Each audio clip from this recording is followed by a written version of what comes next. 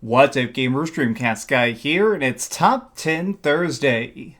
So a lot of times when I'm making these videos, I try and listen to fan requests, what subscribers themselves want to see the most, and honestly, I have been completely flooded with one topic: games to play in lockdown. Currently, a lot of us are having to be stuck at home for the safety of the entire planet, and so a lot of us aren't getting out, which means that most people aren't able to work, most people are kind of broke, and a lot of people are very, very scared. So the point of this list today is I tried to scour a bunch of games that I thought weren't console exclusive, but were fun and were extremely cheap. I tried to find the best values for the biggest games that are definitely going to take your mind off the madness, and I really hope you enjoy it because each and every game on this list I think is a real solid experience that can definitely make your day a lot better. Now with that being said, it's time to jump into my picks of the top 10 games to play during lockdown.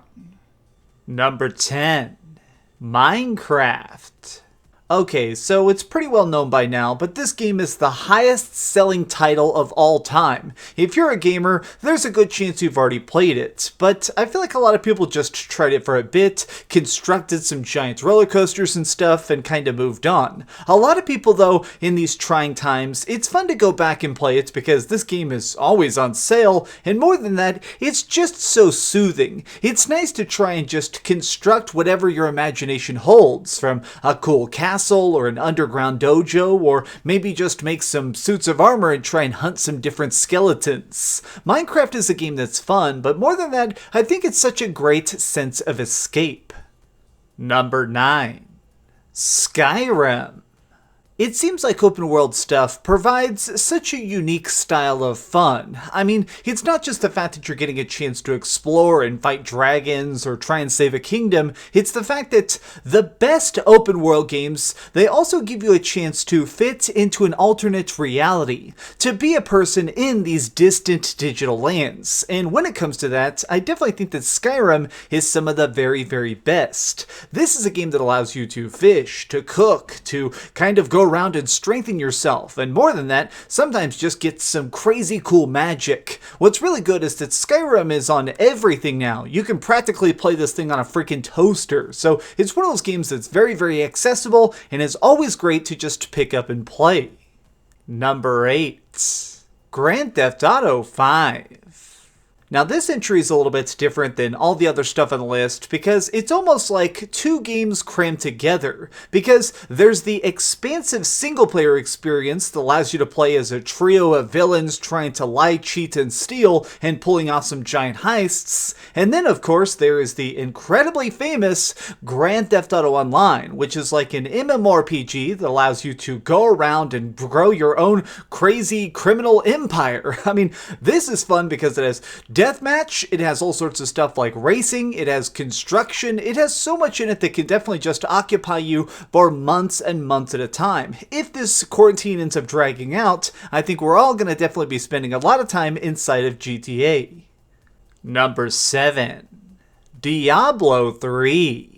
A major aspect of gaming that I feel like is not discussed enough is replayability. The stuff that's fun to not just pick up and play, but allows you to kind of just go through it again and again and still be exciting. To still have that really fresh sense that something in this is different even if you manage to beat it 100 times. And that is a big reason why I love Diablo 3. So every time you play through these dungeons, they're slightly randomized with different layouts, different monsters, and different enemies that are blocking your path, and of course tons of randomized loot, so every time you manage to conquer another just weird creepy demonic creature, there's a chance that you'll get another huge epic hammer or a crossbow that allows you to freeze your opponents. Diablo 3 is incredibly fun because it just has such a crazy amount of depth, and more than that, I highly recommend you check out hardcore mode if you've never tried the game before. This makes it where you create a custom character, and as soon as you die with that character, it gets deleted. It's cool and kind of creates this extra layer of exciting stress that I just feel like a lot of games aren't able to replicate. Number 6. Shenmue Collection. So everything in this video are projects that I personally consider to be very, very miraculous times. Things that are going to be able to occupy you, but also they manage to really take your mind off the crazy chaos of our world right now. And Shenmue, it's a game that really managed to do that. So this is a story that takes place in 80s Japan, and more than just being a cool graphical thing and having some cool combat, most importantly, it has some very interesting world building mechanics. While you're playing Shenmue, you can walk down the snowy streets and wait for a barber shop to open to ask somebody questions, or go and collect some toys if that's what you're into, or even what my personal favorite thing to do is go and check out the realistic arcades that are crammed full of real, actual functioning machines that let you play a lot of the best gems from Sega back in the 80s. The Shenmue Collection is Shenmue 1 and 2, and both of them are stellar freaking things that I think everybody should check out. And now, since we're all having to sit around, it gives us a chance to really appreciate the slower, more methodical pace of this rare game. Number 5. Final Fantasy VII.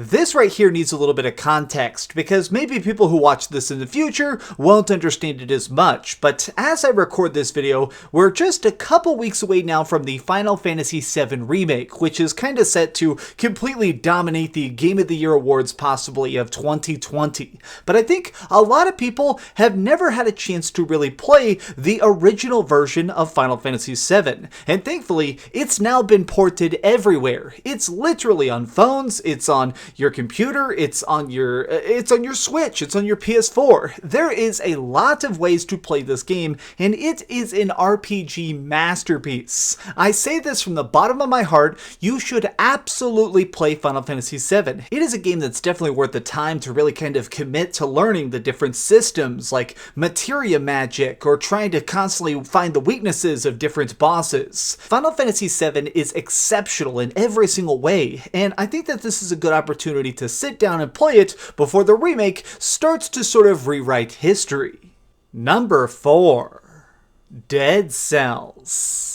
This is perhaps the most difficult hidden gem game I have ever seen. The fact that not everybody on the planet has managed to beat this is kind of interesting, because Dead Cells is extremely approachable. This, on the surface, it does appear to be like a 2D Dark Souls, a game that sort of rewards the idea of ducking and dodging, about trying to time your swipes and make sure that you can be as evasive as possible. But what's kind of funny is that Dead Cells, it definitely requires a huge amount of respect from the developer and also the gamer, and I kind of wish that more people knew about it. I mean, what's crazy is you may know about this, but somebody watching this video has never heard of Dead Cells, and that to me is such a shame. It is a game that you can spend tons and tons of hours inside of, trying to just practice and dying and feeling the ultimate cost of having to restart the entire game when you fail. But to me, that is definitely where Dead Cells shines the most.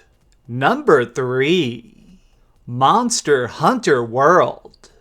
Have you ever just had a craving for a game that's just impossible? A game that is just so big and so meaty and so filled with epic giant monsters and stuff, it seems like it itself cannot exist. Because boy, have I got a game for you, and it is called Monster Hunter World. Now, even if you've never tried the Monster Hunter franchise, maybe you're thinking, okay, well, aren't those really technical and complicated? Well, yes, they are, but Monster Hunter World is the easy mode version of it in a way. It kind of explains things in a really, really fluid fashion, and it kind of walks you into the idea of how you hunt creatures, how you get to smash things apart, and how you build your giant weapons. The longer you play this game, you get more and more out of it. Essentially, the major concept is that you're trying to hunt down the wildest and biggest beasts that exist, and as you defeat them, you use their animal parts to take it to a blacksmith and build extra way crazy big weapons. But it's also fully co-op, which is the thing that gets me the most excited, because I love being able to try and hunt stuff down and go crazy, but when I get to do this with friends, that to me is a million times more exciting. This game goes on sale all the freaking time. I've actually bought copies of this for a bunch of my friends in real life, just because I think it's one of those games that everybody kind of just can sit down and play together, or you can play by yourself, and no matter what, you're going to have a very good time. Number 2. Assassin's Creed Odyssey. It may seem a little bit strange that I'm putting this game specifically so high up on the list, but I'm doing it for a very particular reason, which is that recently I've gone back and I've been playing a bunch of Odyssey, and it could have just struck me that this is a game that is beautiful. It has some sweeping landscapes and beautiful ocean views and lots of different characters that you can either fall in love with or fight, and because of that, I think that Assassin's Creed Odyssey, it's a game that I just don't believe it got enough respect. A lot of people just kind of look at the Assassin's Creed part of the title and go, well, that's not really my interest. When in a weird way, this is almost like a freaking primitive medieval simulation. It almost seems like a virtual reality reconstruction of an actual time period. And for that, it really is enjoyable to not just try and level up and not just do the main mission, but sometimes just to explore, to get lost, to do a side quest, or maybe just find your own little spot to chill out and kind of just absorb the game itself. Assassin's Creed Odyssey is a game that the worse that life gets, the more I seem to love it. And right now, just to be honest, I'm loving it a lot. Number 1. Witcher 3. It seems like there's games occasionally that are just so perfect they almost defy explanation. There's those games that just do so many thousands of tiny things correctly that together they just become one flawless painting, a tapestry of importance, and that is definitely how I feel about Witcher 3. In this, we're playing as a witcher, a person whose job it is to be, unfortunately, ostracized from society, living on the outskirts, and you're only called into town when it's your time to hunt down a big giant beastie. Doing your job though is never as easy as it sounds and is often very dangerous because you're going to be hunting down werewolves and griffins and all sorts of creepy swamp witches and stuff. But when you're playing as Geralt, instead of dealing with these problems in a way that makes you feel like powerless or scared, everything in this game makes you feel stronger. It makes it seem like if this guy can handle it against all odds, then I can take on anything.